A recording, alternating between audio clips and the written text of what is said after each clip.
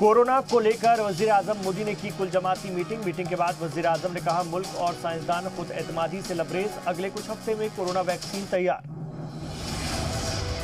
वजीर आजम ने कहा कोरोना वैक्सीन को लेकर दुनिया की नजर हिंदुस्तान पर, वैक्सीन की तकसीम को लेकर काम किया जा रहा है, वैक्सीनेशन के लिए हिंदुस्तान की सलाइजेशन अहम। वजीर आजम ने मीटिंग के बाद कहा कोरोना वैक्सीन के लिए टास्क फोर्स बनाई गई है, साइंसदानों से बातचीत का जिक्र किया, सबसे पहले बीमारों और बुजुर्गों को वैक्सीन दी जाएगी। वजीर आजम ने मुल्क को दिया पैगाम, कहा हिंदुस्तान का फैसला और हिम्मत काम आई, हिंदुस्तान में कोरोना का रिकवरी रेट सबसे ज्यादा, बड़ी वैक्सीनेशन मुहिम में अफवाहों से बचना है।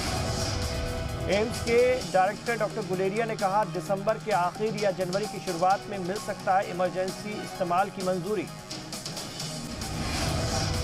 पूरे मुल्क में गुज़िश्ता 24 घंटे में कोरोना के 36,595 नए मामले सामने आए। इस दौरान 42,916 मरीज हुए ठीक।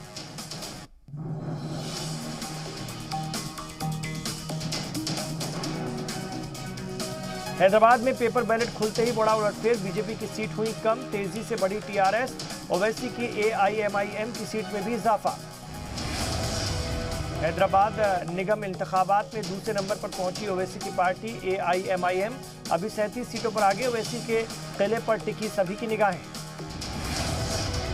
हैदराबाद में इस बार वोटिंग बैलेट पेपर से हुई, लिहाजा नतीजे आने में हो जाएगी देर शाम। हैदराबाद में काउंटिंग के लिए बनाए गए 30 सेंटर। जम्मू में पनाहगुज़ीन के तौर पर पाकिस्तान से आए लोगों ने डीडीसी इंतखाबात की वोटिंग की और वोट डालने के बाद जश्न भी बनाया।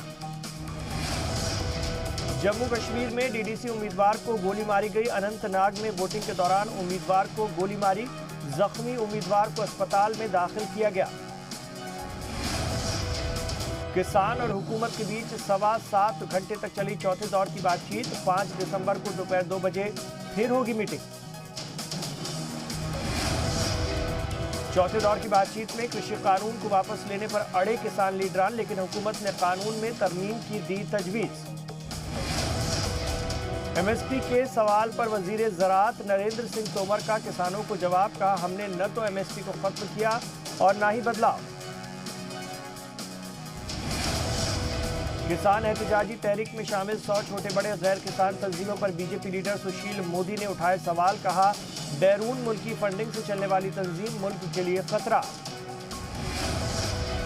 सिख दिल्ली गुरुद्वारा मैनेजमेंट कमेटी के मेंबर जगदीप संधू ने कंगना रनौत को नोटिस भेजा, कंगना पर ट्वीट कर किसानों को टारगेट करने का इल्जाम।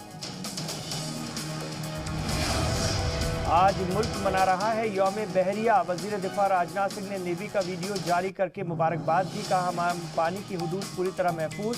वजीर आजम और वजीर दाखिला ने भी मुबारकबाद पेश की। ग्रेटर नोएडा में पुलिस पर फायरिंग करने वाले 2 मुलजिम पुलिस की गिरफ्त में, तसादुम के दौरान एक बदमाश को लगी गोली, तमंचा, चाकू और बाइक बरामद। बर्बाद हुआ दुनिया का सबसे ताकतवर टेलीस्कोप, मंगल को एंटीना गिरने से ऑब्जर्वेटरी ने काम करना बंद किया। एंटीना के जरिए एलियन समेत कई मौजू पर दुनिया को मिलती थी जानकारी। एंटीना के ऊपर हुई थी जेम्स बॉन्ड सीरीज की मूवी गोल्डन आई की शूटिंग। बांदा के जमालपुर में बस और ऑटो के बीच जोरदार टक्कर, हादसे में 6 लोगों की मौत, 4 की हालत नाजुक। आरबीआई ने सूद की शरह में नहीं की कोई तब्दीली, लेकिन तीसरी और चौथी तिमाही में तरक्की शरह के लिए जताया मुस्बत अंदाजा। आईपीएल में शामिल हो सकती हैं 2 नई टीमें, 24 दिसंबर को बीसीसीआई की सालाना मीटिंग में होगा फैसला। आदित्य रॉय कपूर और संजना सांघी ने फिल्म ओम द बैटल की शूटिंग शुरू की, फिल्म को कपिल वर्मा कर रहे हैं डायरेक्ट। अमेरिका के 3 साबिक सदर ओबामा, जॉर्ज बुश और बिल क्लिंटन कैमरे पर लगवाएंगे कोरोना का टीका, ताकि कोरोना वैक्सीन को लेकर लोगों में यकीन बढ़े।